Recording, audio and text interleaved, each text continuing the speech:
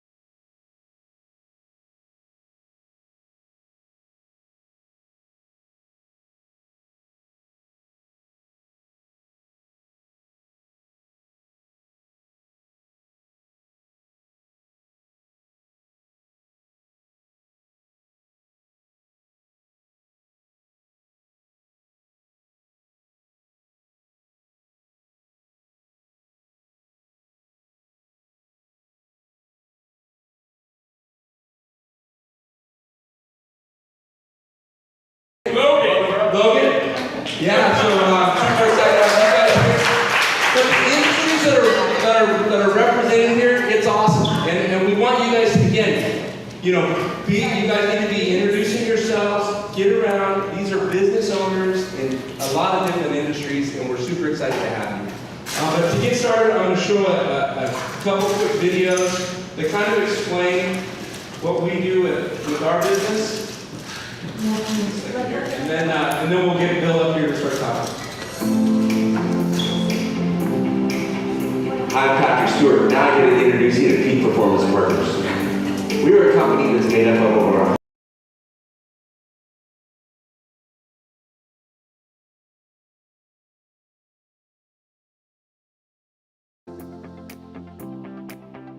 Hi, I'm Patrick Stewart. Now I get to introduce you to Peak Performance Partners. We are a company that's made up of over 150 years of business experience, helping large companies such as Verizon, AT&T build their brands and their revenues.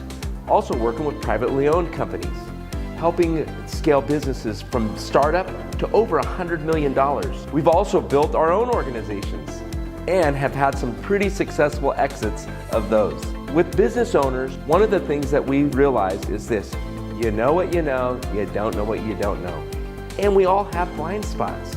So what we've done through our organization is we've teamed up with the Alternative Board in Las Vegas, Henderson, and Reno, which is a franchise model where we bring business owners from non-competing industries. We hold a board meeting. As a business owner, who is going to hold you accountable? Who's going to tell you, hey, you know what, that idea is not a good idea? Who's going to help you take you and your organization to a whole nother level? That's what we do in these meetings. And in between meetings, then we meet down with you one-on-one, where we really dive into your organization. We find out, hey, what is your personal vision? Why did you get into business?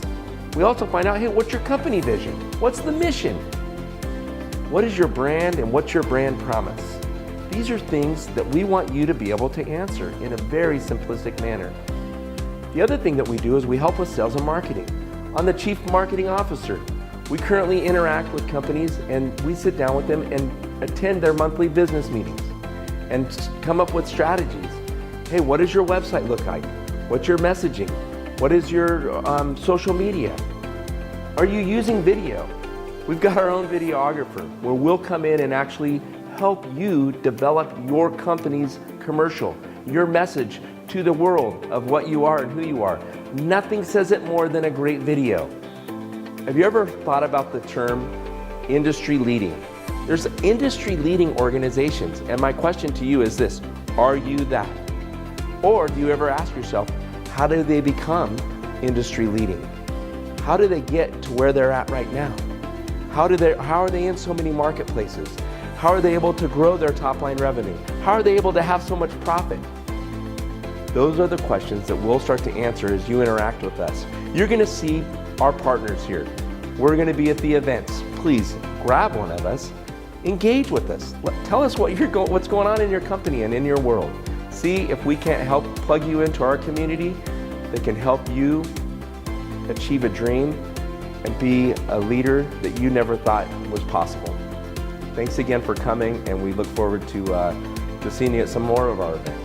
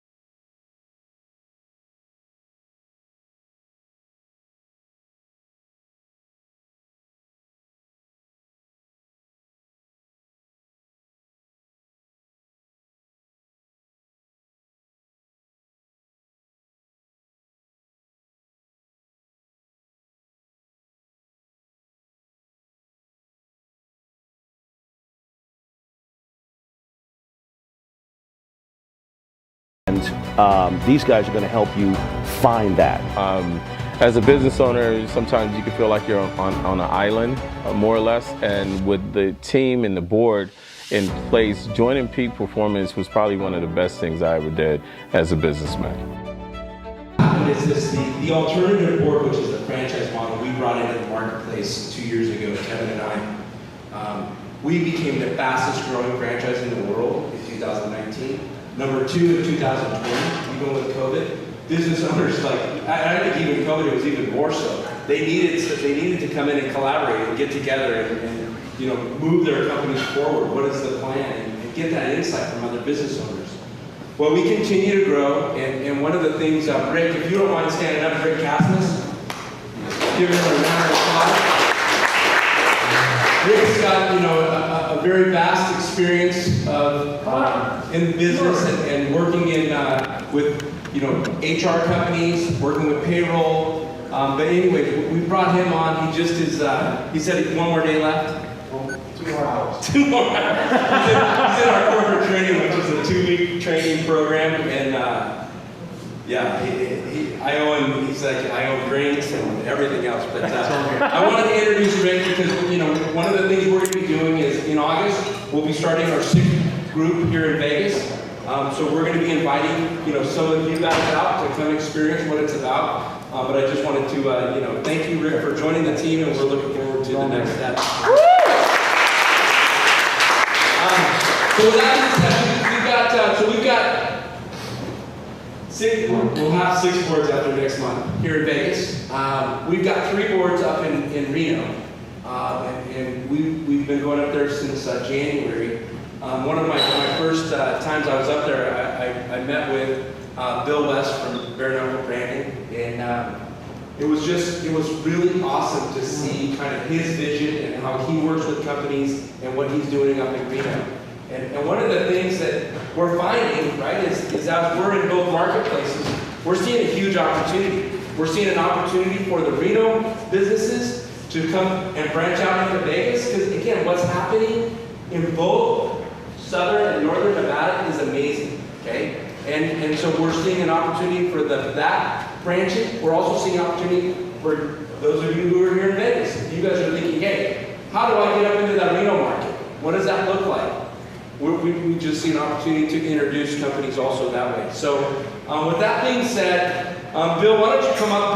He's going to tell you about himself, but how he got into branding and marketing. It's a great story.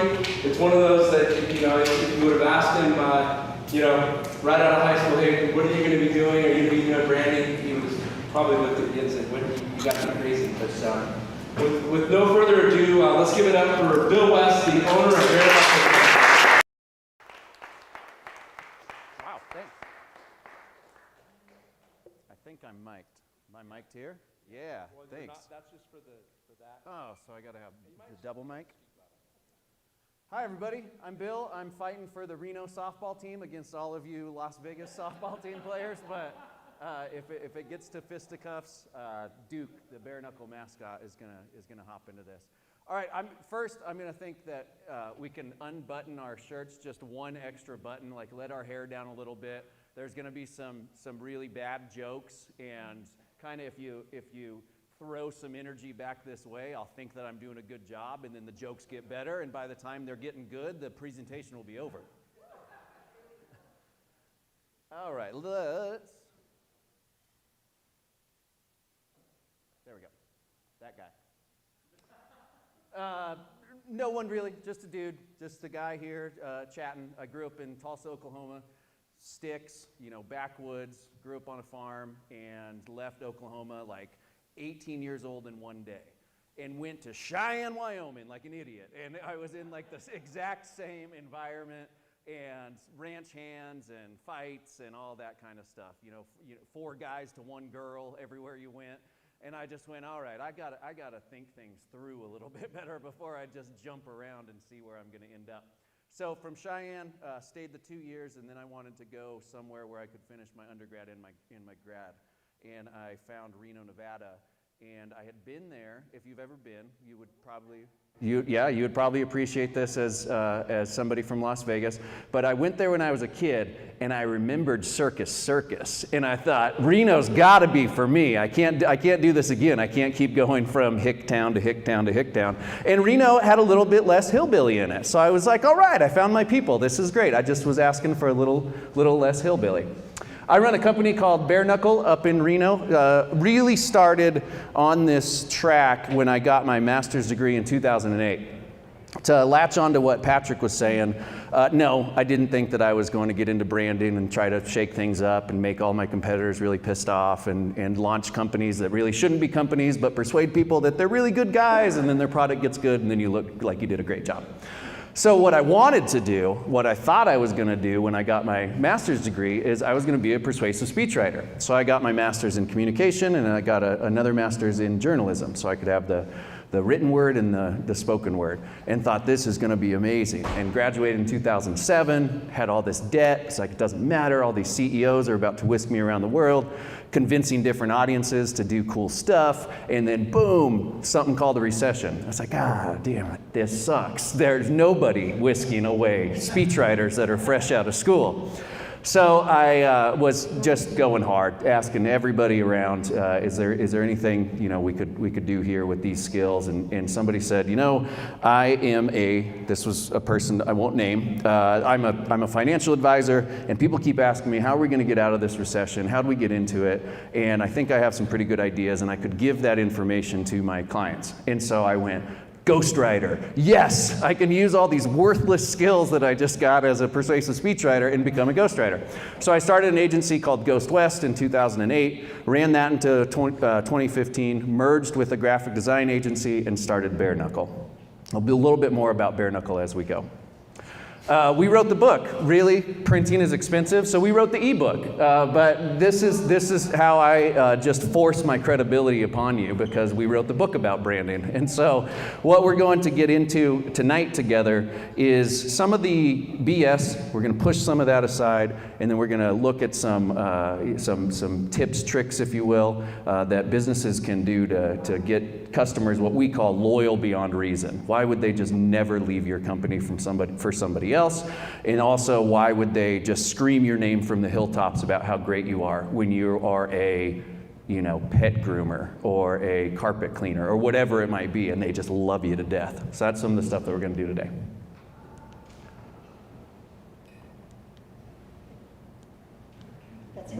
Anybody have a clicking company? It will work. I taught at the University of Nevada for 4 years, and when I asked the class to chime in and they didn't, I just stood here. So that's what I'm going to do until it works. Yeah, let me see.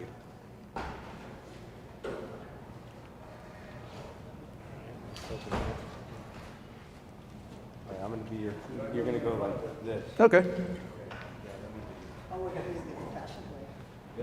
Nice. All right, we're just going to get on the same page real quick. So that's Duke. He's the mascot. He doesn't exist, but when you call Bare Knuckle, Duke answers the phone. When you write the support email address to Bare Knuckle, Duke writes you back and says, Bill will get back to you as quick as he can, or Maddie will get back to you, or our director of content, or whatever it might be. So Duke, while he doesn't exist, he is our ethos of customer service. And so he's going to help get across some of these messages today. Sounds stupid, but when I do something really dumb, I'm going to blame it on Duke. So two quick things, branding and marketing. Go ahead and branding, if we were just to simplify, branding's the house. You're building the house, you're remodeling the house, you're doing whatever you want to do to the house. And then or the van, we can say it's a van. And then marketing's like your candy, how you get people into the van. So the branding, back to the house, I knew it. I knew you'd prefer the house.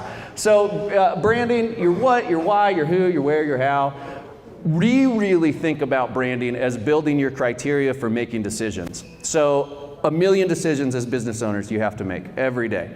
And if you have a really solid, thoughtful, roll your sleeves up, eat your spinach brand, your decision making gets a lot easier. It's also your rules of engagement. So what do we jump into? What do we not? What's an opportunity? What's a distraction? Quick example. Yeah, I'm going to have some stuff to look at soon, I swear, not just words. But quick example, If you're coming to a marketing company saying that you're this luxury, amazing, you're this place, you're not supposed to let guys like me in, but you already screwed up your rules of engagement, but you are a really luxurious X, Y, and Z.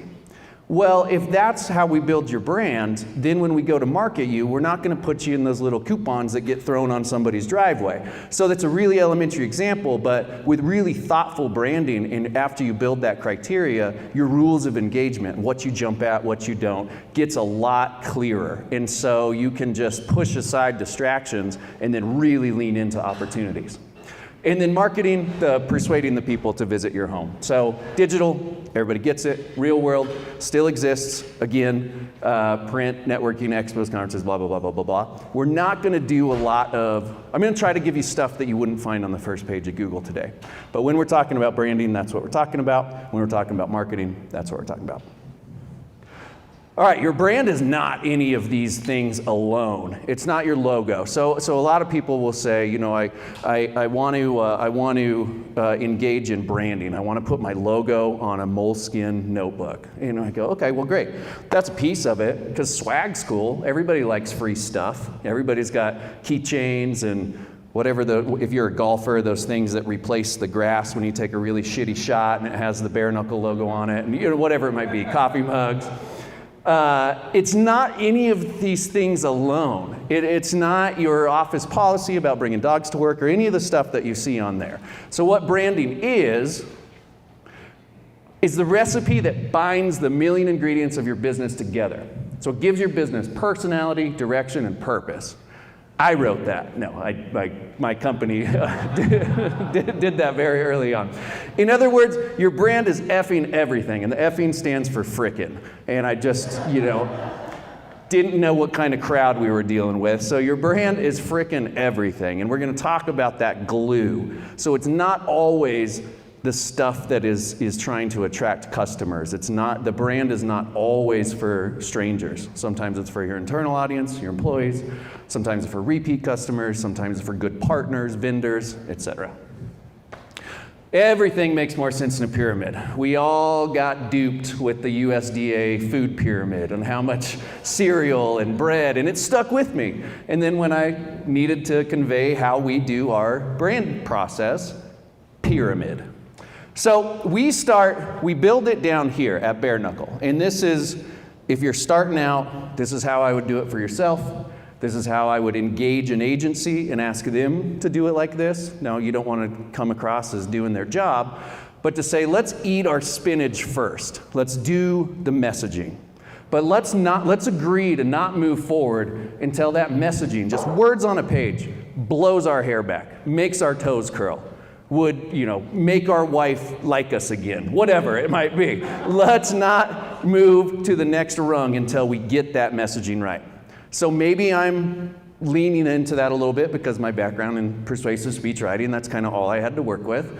But I don't think so. It's worked for hundreds of businesses all across industries that we've worked with. And if you can really solidify that, no bullshit. You don't get to move on just because you did it, just because you said we value integrity and interpersonal communication, and insert a bunch of words that don't mean shit here. You can't just put words on paper and move on because you did it. You really have to find what it is that is going to make your customers go, oh, that resonates with me. I'm going to choose them over those guys. So we start down there. In these first three rungs, we have just a way that we kind of build the pyramid up. I was going to talk about that here in just a second. And only then can you move into the cute and shiny stuff. The colors, the photography, the visual communication that's going to package that message that is so damn good. After we do all of that, the first 1, 2, 3, 4, 5 of the pyramid, that's when we go to our visual brand director and say, now you can start fiddling with the logo.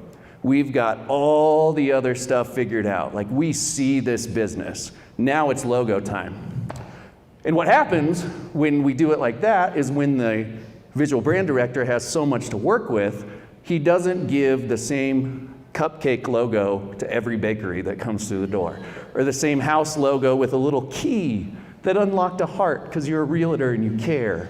you don't get that kind of generic nonsense. You get something that really jumps off the page. So, to reiterate, we start down here, we move that way. Customers don't give a shit. They see your logo. If they're interested, they may or may not continue to dig deeper and deeper and deeper. And if you really have a brand with depth, they really care about why you started this, what your vision was, what your purpose is, what charities you donate to, what your goals are, where you're going as a company.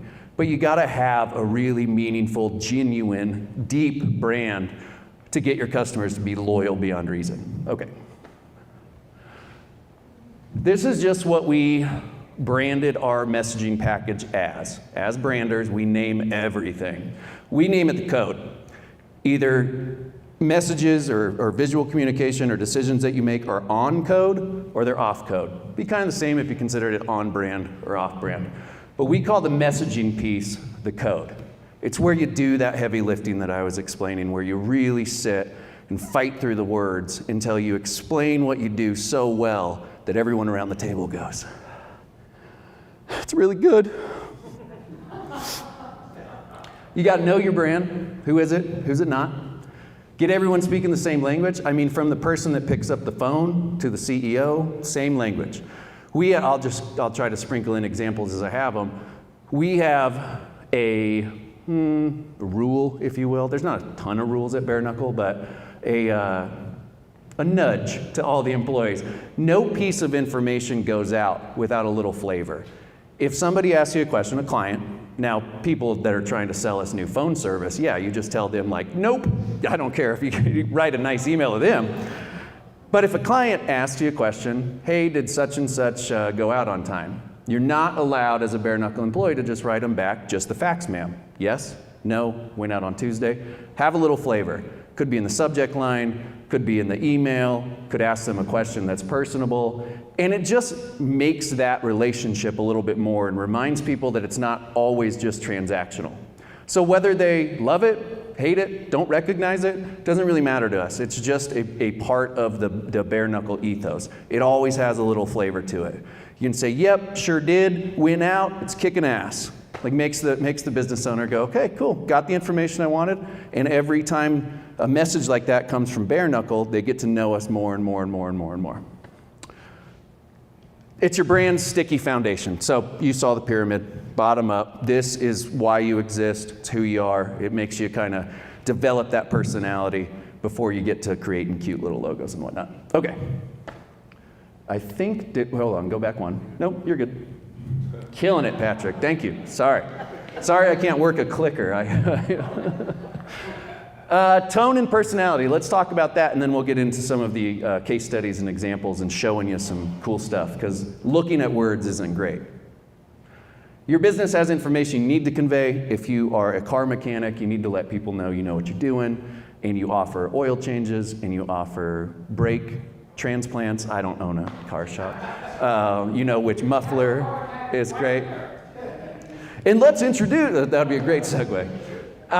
You have the information you need to convey. That's what we call like just the facts, ma'am. People need to know what you do. If it's so confusing, people don't know why to do business with you, you're out of business. It's too much work. So you know that you've got to let people know some sort of information. Once we kind of have that agreed upon, oh, you sell direct participation oil investments like one of our clients does. What does that mean? Doesn't really matter. But that's what they sell. Okay, now we got to think about our audience and how do we convey that information so they actually hear it amongst all the noise that's out there and all the salespeople calling you daily about your car warranty. So how... I just need to take a breath, but the dramatic pause and the big laugh from the back. Okay, we're feeling good. But how do you say it so it's heard? So that's where we start. That's where we start with the code. We're trying to dig in with the business owner. A lot of our business owners are engineers, scientists, software people, or software developers, I guess they like to be called. Software people, I don't know if you're allowed to say that anymore. They're really sensitive, but they should not be talking directly to their audience. It's too much. It's either literally way too much and they just write and write and write and write, or it goes over their head, or it's not done in marketing language, so you can't really like take a bite, want to take another bite, then want to digest more. They're just not communicators. They're software people. Identify what resonates with each audience. Of course, that's kind of, messaging 101. Create that brand personality, have that flavor. How are we going to say stuff so that our people hear us? And more importantly, and I would argue, the people that we don't want to hear us, ignore us. They turn their back. They don't like the word SHIT, so they don't want to work with us. Okay, great, because if we're getting into a 10-year relationship, we might say shit once in a while. And so we want that to, work with the people that we're going to work with. We want to have that human-friendly relationship. Real wins. Another example. Millennials are looking through the BS hard. So I was working with a staffing company, which they're having a hell of a time right now because there's no staff. So they're just a company, let's say. Take the staffing out of staffing company, they're just a company. So they had something, and prime real estate, just think about your website with me. The header of your website, prime real estate, right at the top. What are you gonna put there? Essential 1988. That's the first thing you want to get across? Family owned. You work for Farmers Insurance, like you just have a branch. You're using that spot to get that across. Oh, family owned. Screw you, other insurance guy. I'm going with these guys. They were established in 1988. So these folks at this company we care about you like your family. And these are the staffing company staffs, like warehousing jobs and forklift drivers and stuff like that. Younger crew, coming out of, maybe they got their GED, maybe they got their high school diploma, started a family, now they're looking for a good night shift job or whatever it might be. We care about you like family. It's like, no you don't. There's your grandma hanging off a cliff, crying for you to save her, and then there's this guy who could fill a forklift position. You're like, 50-50, mama. And you're like, no, you don't care about us like family. So we told them kind of the old, I think it was Holiday Inn, that was like, we got #1 for our shower heads. And they just had this huge campaign about it. It was like, whoa, that's real. I bet those shower heads are dope. So we said, enough of this we care about you like family stuff. Let's just be honest with them. We care a little bit more. We're going to show up to appointments on time. We're going to answer the phone. We're going to help your first day not suck, because first days suck at anything. So we cared just a little bit more. And then we built like a campaign around that, and we had some success. But real wins. Be real. None of this like hyperbole that is just such nonsense. Millennials are really seeing through that crap. Okay, this one's gonna be fun. I might have a sip of beer here real quick before I switch. Avoid what I call the professional trap. Bar's still open and they're doing a great job. And I won't be offended if you get up, grab a drink, clean glasses, make the jokes better. All right, I'm gonna pick on somebody. This is what we call the professional trap. Go ahead. I thought you were gonna start picking on me. No. You invited me and you're doing all the hard stuff. Okay, so in 2020, Young Professionals Network, anybody familiar? Yeah, we'll say everybody raised their hand. Great, everybody knows the Young Professionals Network. Okay, so in 2020, they came to Bare Knuckle, and I'm a member of the Young Professionals Network up in Reno, the Reno Tahoe chapter, and they said, we're doing our awards gala. We want to have this sponsored program. We want to introduce the people, and we don't have any money. And I go, Joe, I can't wait. I can't wait to do a boring program that nobody's going to read about, was it 20 under 40? Yeah, 20 under 40. About 20 people that I don't really care to know in a paragraph or two, and you don't have any money. Sick. So I said, well, there might be something here, because a lot of your people are my clients. So we'll trade sponsorship. We'll have a few ads throughout the program that break up all the boring content, and maybe people will actually flip through it more and read more about your 20 great people. And they said, okay, cool, we got a deal. All right. So this is just a fake ad. It doesn't really matter what campaign this was for. What we're focusing on, no skinny man has an ounce of sex appeal. And I approve this, and look at this, like super skinny. My staff sometimes just jabs me without me knowing. This leads back to some newsletter that we were doing about the 2020 winter body. Everybody's got their summer body, but we had this guide that was good for building your winter body. So, but none of that matters. So the president of YPN has to talk to me. He's got to talk to me. We're right on deadline, got to get this thing printed. Has to talk to me. And so after about, let's just say 20 minutes, being really conservative, it felt like 2 hours of listening to his nonsense, he says it's just not professional. And I lost it because professional is not on the opposite side of humor. It's not a sliding scale. Non-professional would be typos, corner would be ripped in half, that guy's swimsuit wouldn't be true to the era, whatever it might be. So businesses, when they first start out, I'm gonna pick on these guys just a little bit more, but a little tangent. Businesses, when they first start out, or they get acquired, they are so concerned about being perceived as professional.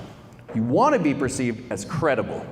So here, we're just showing we have some fun, we can sling an ad together, it ties in with other marketing. We're just getting across what Bare Knuckle's good at. We just want to get across our credibility. Again, professional is not on the opposite side of the spectrum of humor. You can have both. So, won't let it go. It says sex appeal, it's gotta go. What if I just took the word sex out? No, it's gotta go, gotta go. It fights me to the point I go. You win. Young Professionals Network that's supposed to be super hip, cool, hipster, whatever, bunch of freaking stick up the butts. So here's what we replaced it with. Join OPN, your local old professionals network. Tell business stories of yesteryear, then forget you told them and tell them again. Because that's... Didn't have the word sex in it. Just a picture of this dude, slid this right in the program, right on the deadline of going to press, and now I use him in presentations to just get at that president for being such a stick in the mud. So that professional trap, again, if you're thinking about saying, we have the best damn pizza north of the strip, I bet your mom's slipper. Fun, cool, I just made it up, but all right, cool, I believe you. And then somebody gets in there, probably a CEO, and they go, what if we said, we use ingredients that are quality, and our pizza is divine, and we treat you with respect. And they just go on and on and on until all these words are shoved in there that are professional. It takes all the personality and all the reason that customers would come try your pizza, sucked it right out of it. So don't get caught in the professional trap. Just get across the information in a way you think your customers would actually hear it. And challenge yourself and challenge your employees. You know, if they are using, integrity doesn't mean anything to anybody under 25. It's like they've just seen it so much. It's just been rammed down their throat. Phone companies, rental car companies, everybody is just integrity, integrity, integrity, integrity. And then they have lousy experience, they get screwed over, they get double charged, and it doesn't mean anything to young people anymore. So some of those professional words, take it out and say, we'll treat you like Joe. Is your name Joe? That's what we're going to treat you like. Whatever. Okay. Pull it together, Bill. That was mostly the messaging stuff, but branding is effing everything. So let's do a case study real quick. All right, here's how they came to us. Full Circle, they're a soils and compost company. They're amazing. They are led by a soil scientist, got his PhD and come up with some word that I wouldn't know how to say or spell. That's what he got his PhD in. And he was it's not this guy. I'll get to him in a minute. He's the offshoot of a guy that gets his PhD in biology. So this company had been around for 20 years. They were running out of a little retail site that they ran, and gardeners, growers, potato farmers, big agriculture, the Department of Transportation that is responsible after they tear out a road. You're supposed to have the same amount of growth or more from natural vegetation that comes back. Big customers. This stuff works. This guy knows what he's doing. Super scattered message, a really, really, really confusing product line. You just wouldn't know what to do. If you garden, I don't even know if gardens are allowed to grow in Vegas. It's too hot. They're just like, can we grow here? Nope, too hot, you're dead. But gardening is supposed to be fun. So this company wanted to blow up. They wanted to go Raley's, Costco, Whole Foods, nationwide. We've got something that makes the world better. Helps with climate change, helps people grow their own food, which then you have respect for food, then you don't waste as much, like all these great missions. But nobody got it, because their products were called Soil Essence 32.A7. And then soil amendment to the exponential factor, whatever. I'm just gonna go on and on and on until it's not funny anymore. So the name sucked. Okay, let's go on. Started with them, bottom of the pyramid, interviewed a ton of gardeners, walked with old lady gardeners, old guy gardeners, old lady, old man gardeners through a grocery store, and watched them like interact with bags. They knew we were there. Not that creepy. I forget the van and candy joke for a second, but watched them and how they interacted with the gardening products that they were gonna buy. Ooh, this shovel's nice. That's the only accent I do. That was an old lady. They're turning the bag around, they're interacting with it. Maybe they put it in their cart, maybe they don't. They're just walking down the garden aisle at a grocery store. PhD man is explaining stuff that's way over one of their target market's heads. And they wanted to be a retail product. So we thought it's gotta be simple and accessible. All growers should get us, not just the ones with PhDs. So dude who runs this thing, we're gonna need all of your information because it's amazing, but that's not gonna reach everyone. Want it to be clever and fun. Should be lighthearted, should be playful, should be down to earth, no pun intended. These old ladies and just gardeners in general, not just old ladies, loved gardening. They'd get away from their job for a second. They'd go out in their garden and read books and just watch like butterflies come by. They loved the serenity and the lightheartedness of being in their garden. So we wanted to get that across. Have some fun, be clever, attract these people in a way that they would never not pick up our bag of soil and put it in their shopping cart. And then positive. It sucks when your garden just goes under. It's terrible. Like, I grew the basil from seed and look what it did, turned its back on me. So we wanted to be positive. We didn't want to have rose-colored glasses, but we wanted to say, look, your food to be nutritious needs to eat nutritious food itself. So we've got to have this really all-natural, beautiful blend of stuff that your plant wants to eat, and then your plant is going to come out with this nutritious, super dense, awesome food for you. So we had some positivity to it. Okay, let's look at some stuff. So we took full circle, and after we had the messaging, and Mr. PhD was all about it, and said, okay, we've got something that we're closer to approach retailers. We made all these decisions. From their package design, we got them down to 5 products. They had 37, we got them down to 5. You got a mulch, you got something for your raised beds, you got something for your containers, you got something for your soil amendment, and you got worm wine. So boost, kick, protect, soar, easy. They all kind of make sense. We've got room to grow if we want to do more products down the line. If you're a fan of Skittles, you see that we stole all of their colors because we wanted to grab eyes. We made decisions like instead of just saying Craig Witt president, took it further. He's a compost mixologist. Now that sounds a little hipster, but at the time it was cool. Compost party in your plants, swag started selling, they became a real company. They became like an advocate for growers. And they started getting real engagement on their social media. Okay, let's go for it.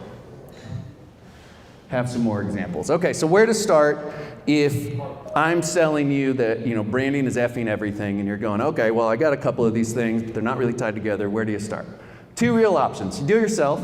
You're now a genius. If anybody's a journalist, the SIC means you spelled it wrong, but it stays. Somebody else said it. Okay. Or you can hire some help. Let's go for it.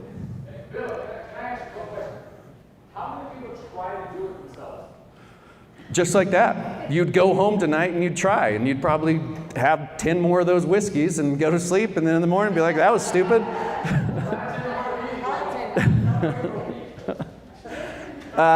Hear it all the time. And we're not here to beat anybody up. I've got 40-something minutes to just get across as much as I can, maybe have a little humor in there. But people come to us all the time and they say, I've been at this for 2 years. I really have a good product. I've been trying to do everything myself. And we look, and you've probably experienced this as a consumer, as somebody who's helped others with businesses, your own business. You look at their social media, you look at their website, everything's scattered. It's all over the place. They're just randomly putting up blog posts about anything because they feel like they have to. All those are just pieces of the puzzle, but when they all have meaning, they all fit together, that's when you start having a brand. So it's as simple as that. How do you try yourself? You just give it a shot. And if it's not what you're really good at, it's gonna show. If you're amazing at it, just buy Bare Knuckle. It's for sale. I'll sell it. Okay, so where are you, and then how does a company or a person or some sort of outside help, Bare Knuckle, dive in and meet you where you are? Brand launch. This is probably our biggest source of clientele, so Startup NV. Been with Startup NV for a few years, sit in on all kinds of pitches. I'm just there listening from a messaging perspective. I don't chime in on accounting. Don't even know how to spell accounting. I'm a pretty good speller. I don't know what accounting, whatever. So I don't chime in on stuff that I don't know at Startup NV. I just try to help these businesses get their message down so that everybody can understand it. Whether you're freaking 8 years old, 80, come from whatever background, everybody gets it.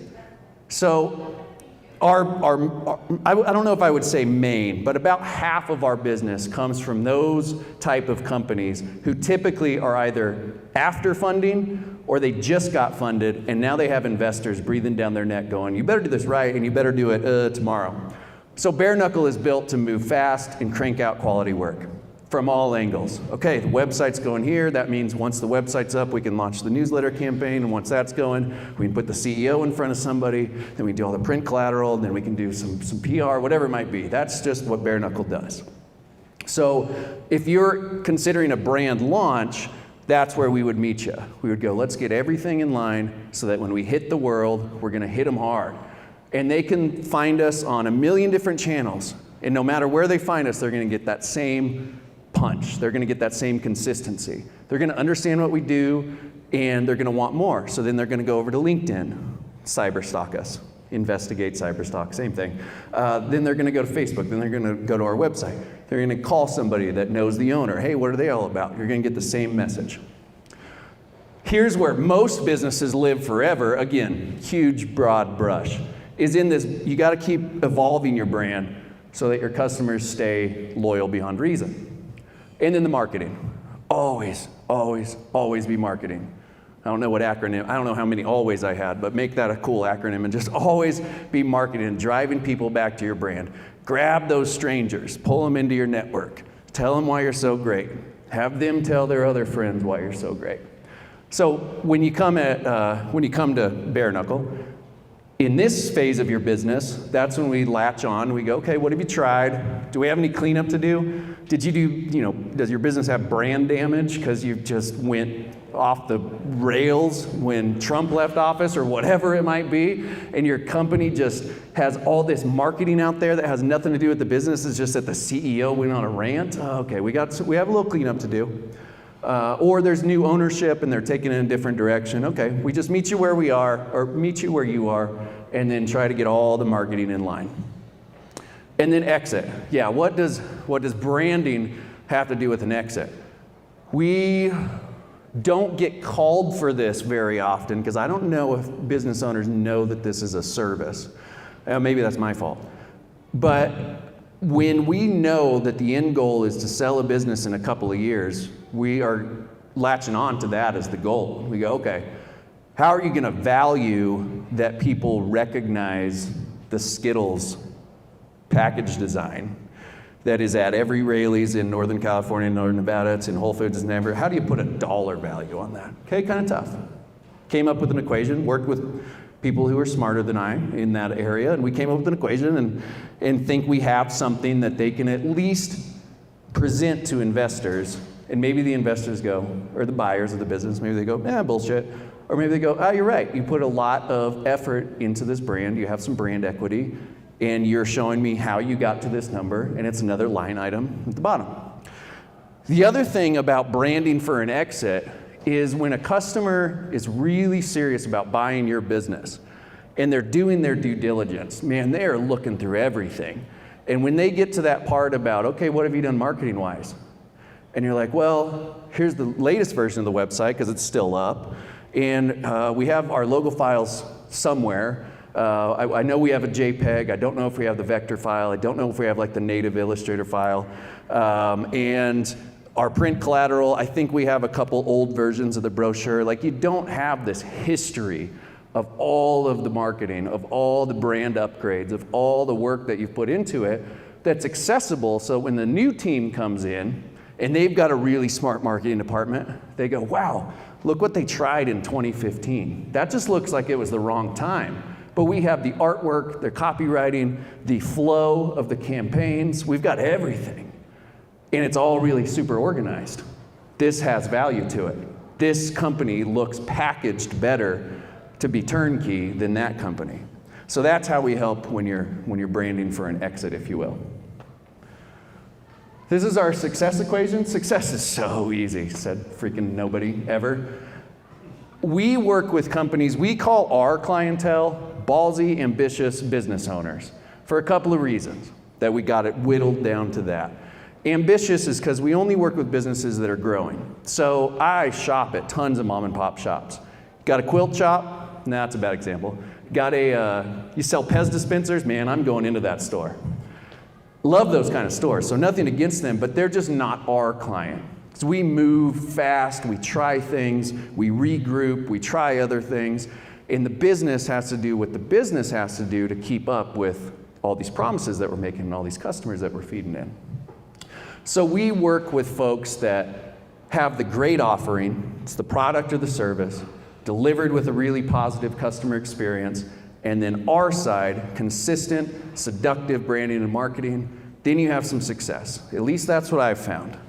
Could be bad timing, could be a divorce in ownership. There's all kinds of stuff that can just throw your business into a tailspin. But the ones that we've worked with comes down to, we did what we said we were going to do, and you did what you said you were going to do, and now you're the official vodka of the San Francisco 49ers. Fuck yeah, Tahoe Blue Vodka, bare knuckle client, yeah! All right. So we really live in the intersection of strategy, creative, and execution. So what I'm going to call the old way of doing business with agencies is, will you do this on social media? Would you put this out on our newsletter? And you're acting like the agency is the order taker for whatever this person is in this example, the CEO, decision maker, chief marketing officer, internal, asking an agency to do X, Y, and Z. They're just there to execute what you ask them to. Then you have consultants, which tell you what you should do, but they don't help you execute it. They just should on you. They should on you here, and they should on you here, and they're just always shoulding on you. You should do that, you should do this, you should do that. And they don't really have a way for you to execute. Or maybe they'll hand you off to some vendors. That would be nice. We constantly work with our clients behind the scenes to bring ideas to them and say, here's what we want to do, here's why we want to do it. If it falls flat, it's on us. This is the relationship that we have. So if you're looking to not do what Ricky asked, do it yourself. You're looking for somebody to help you do it. That's what I would suggest looking for. Call 15 agencies. How do you work? What are you doing? Are you just going to throw all these acronyms at me and talk over my head? Okay, great. ROI is super important, but if that's all you talk about and you don't talk about like that partnership and what that looks like, kind of a red flag. ROI is just huge promises. Promise, promise, promise, promise, promise. And after they try to prove it, it's been 6 months and they've got all your money. So ask them what that partnership dynamic looks like. How are you thinking about marketing on behalf of my company when I'm not and my team is not? I'm being the business owner in this position, not bare knuckle. All right, there's a third option. We call it buy us a beer. Like I said, we name everything. At the end of the day, it's a one-on-one consultation. We get super curious, bring all my top strategists from a content perspective, from a visual brand perspective, and then just from an overall marketing strategy perspective. We ask questions, understand where you are, and at the end of it, we know enough to give you some recommendations. Maybe the recommendations that we're gonna do, you're gonna do, or we say, you've got everything in line so well, you're ready for like a PR agency. That's what you're looking for. And they go, great. The last guy just wanted my money and they wanted to sign me up for a $50,000 contract. You just sat down with me over a beer and at the end of it said, you're barking up the wrong tree. Here's some PR folks you should talk to. All right, what's that look like? This is on our website, just took a screenshot of it. It is a 1 hour sit down, get curious together. What have you done? What are you trying? You leave with a recording of the conversation. Some people like to listen to their own voice, not me, but we offer that. Any referrals, connections, recommendations. And then we in 48 hours, we complete a customized brand execution plan. Are you brand launch? Here's what that would look like, and here's where we would put the focus if we were you. Are you in a rebrand or executing all your marketing, or are you looking for that exit? And then we would put together a brand execution plan. All right, one more.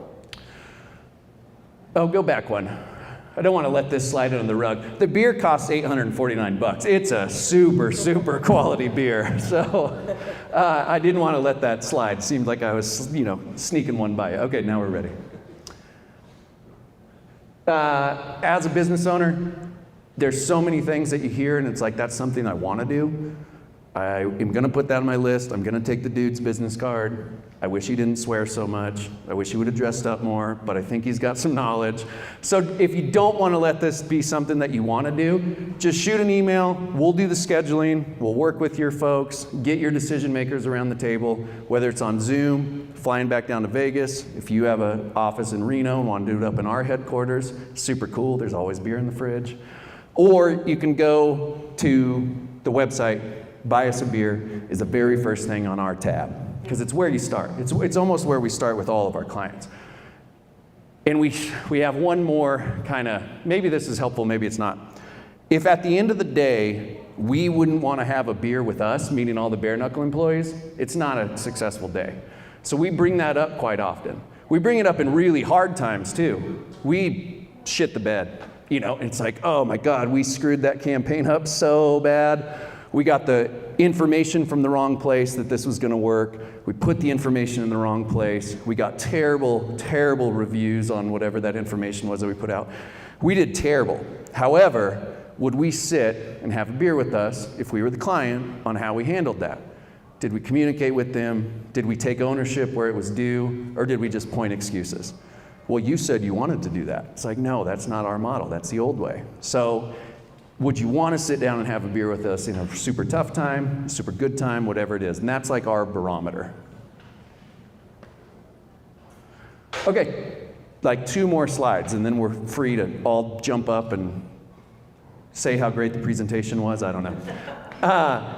There's a PDF, 10 bite-sized ways to improve your brand over lunch. Maybe you're sitting here going, this isn't something that I would do, but somebody on my team would jump into this kind of thing. They would love to walk through some exercises. They would love to go do Buy Us a Beer and have the stuff that they've put together kind of analyzed and questioned and whatnot. So anybody, and I don't know if this would be a Ricky thing or a Summit Series thing, but we got a PDF, send this to you for free. It really is 10 things you could do over your lunch break. Go forward. Yeah, I do have an example. Damn it, it's the van, the van example. I was just shedding this. Number 9, talk to strangers, maybe get in their van. Grab a stranger and tell them about your business for 30 seconds. If they're sitting, and this happens a lot, Logan's in Startup in V2, happens a lot when you hear a pitch for 8 minutes. You're looking at each other and you're going, what? I have no clue what you do. If that's the kind of feedback that you're going, or that you're getting, great. You know what the problem is. Like sometimes finding the problem is so hard. Like, why is my kid being such a mean person all the time? It's hard to find out why. But if you knew, oh, he's got a rock in his shoe. I know how to get rocks out of shoes. So if you know that the problem is that nobody understands what you do, you've got the problem. Now get some people around the table and start working on that and try to fix it. So there's 9 other things like that in this book, a little worksheet and fill it out. But it's not the same old nonsense. It'll force you to like incognito call and see how somebody at your office answers the phone. Remember Jesse Consopoulos? He's like, talk to me when he answers the phone. If that's happening and you're, a law agency or something, law firm, maybe not so great. So anyhow, there's 9 other things. That's free. I'll give it to whoever needs to get it to you because you gave them your email. You can buy something. Back to that ebook. That's the URL down there. That's like 60 pages of information and case studies and why the heck does branding exist and really bad jokes and, other stuff. Okay. I have a full beer. I'm interested in some questions. Take it wherever you want. Nothing incriminating. I got to be able to get on a plane tomorrow and go back home. But anyways, thank you very much, and we'll switch this over and do some Q&A. And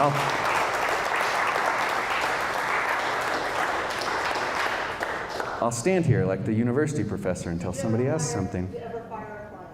Yes. Why? And brought them back because they took it really well, and they thought, I will answer your question. She asked why. She asked, have we ever fired a client and why? The immediate example that came to my mind was, I think we handled it right. We sat them down and we said, here's what wasn't really working for us, and we heard your frustrations. I'm going to kind of repeat them back to you. Let me know if we got them right. And here's some stuff that I think we did well together. We got your business off the ground. All your channels are working. Customers love it. And here's where we didn't do so well, and let's just talk about that. And so we let them give some input. And his name was Ken, and I just said, Ken, I don't think we're gonna get another contract. I don't think I'm gonna bid on this one. I wanna do a couple things. I want you to go live with the brand and just take some time, and if it was, an emotional kind of heat of the moment kind of thing that you got upset or whatever, then great. Same on my end. If I'm just not renewing this contract because I was in the heat of the moment, I don't want to work with you anymore, fine.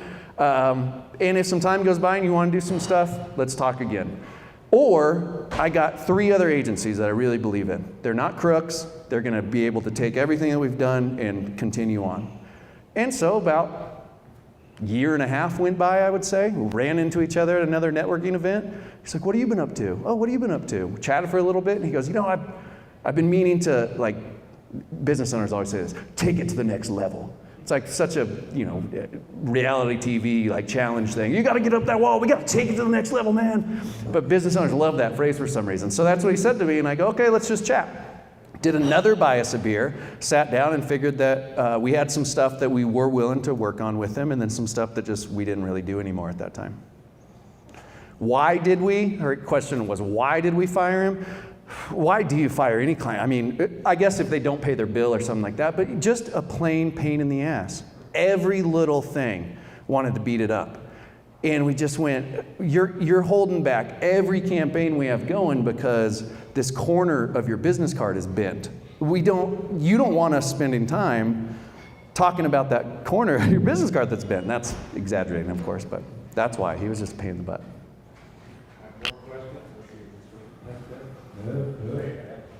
What's the difference, hey Bill, what's the difference between lead generation and brand?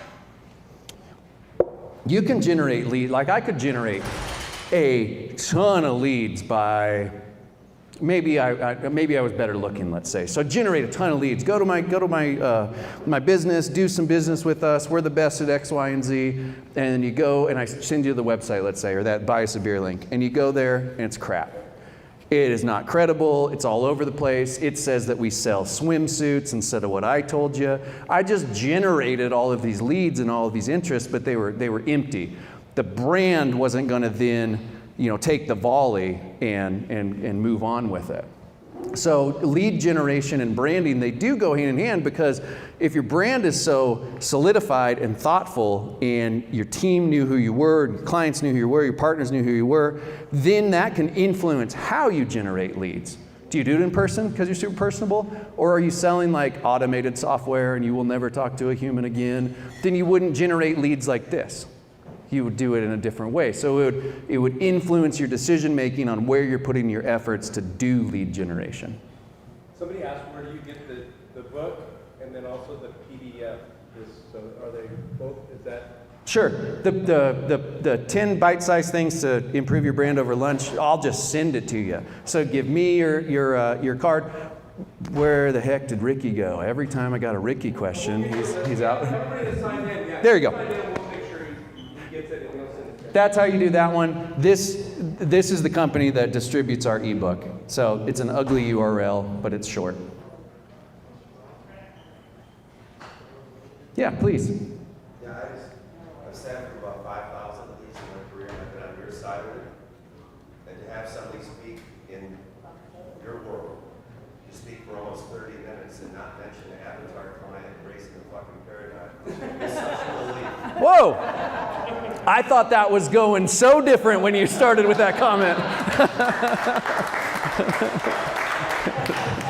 Thank you. It's really nice. You get the feeling that the way you're doing your performance, the way you're presenting, everything on the slides is exactly what you're talking about. There's a consistency coming out of you that's in that, and I'm assuming that's what breaks down your clients, and it's really refreshing to see. That made the flight worth it. Thanks for saying that. That was really nice. Thank you. Thanks. Whew. I was sweating. He was looking so serious when he started talking. More questions?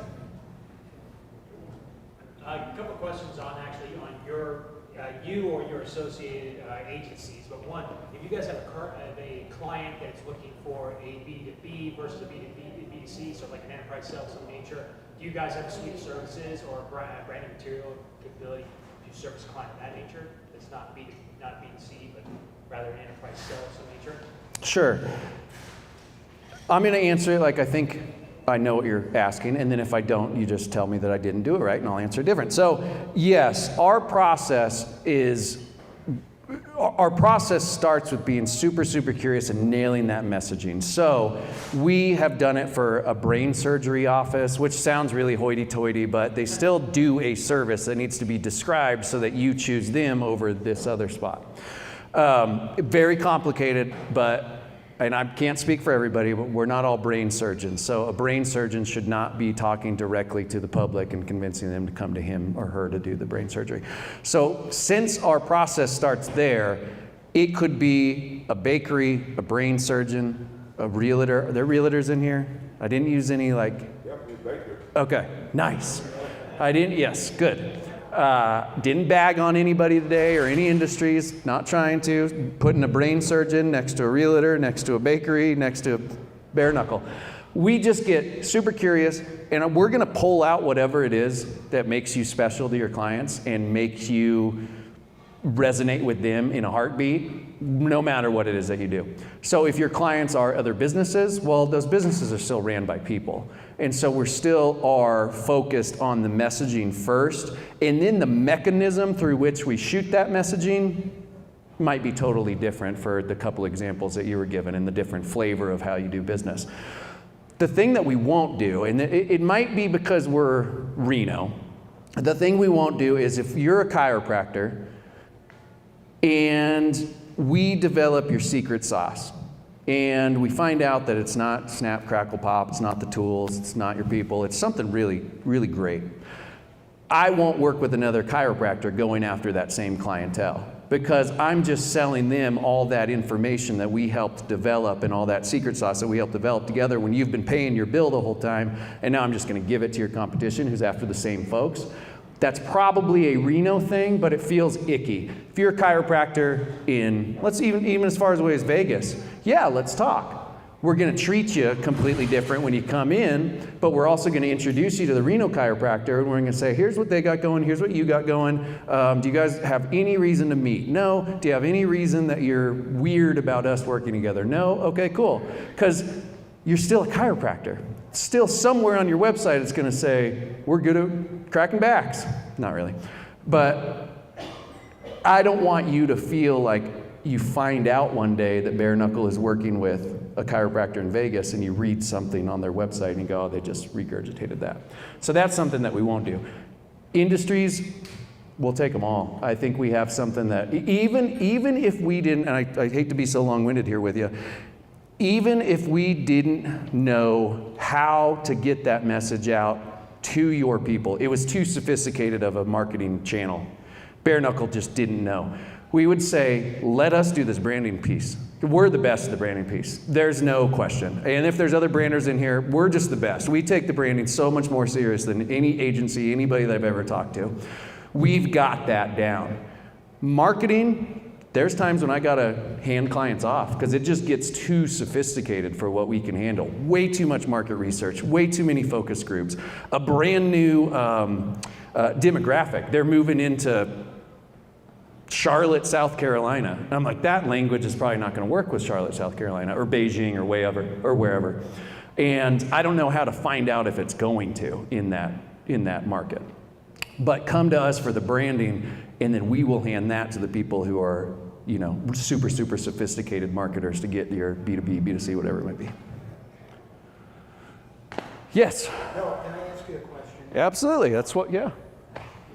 This was a great presentation, and I really got a lot out of it, but it seems like a lot of it was B2C. And for a B2B type of environment, I'm wondering how you address determining where the demand is before developing the marketing, the branding to go after that. Because in our business, one of the things that we always run across is determining where the demand is and then addressing something to that that we can focus on. I will typically have the customer come to us with that information because if they are going after funding, let's say, they've done some sort of calculation to see how big their addressable market is, to see how likely this thing is to get off the ground with who their customer is. I will dig into that, but it's really just not my area. So if they came to and they said, here's what we want to do, way before we get in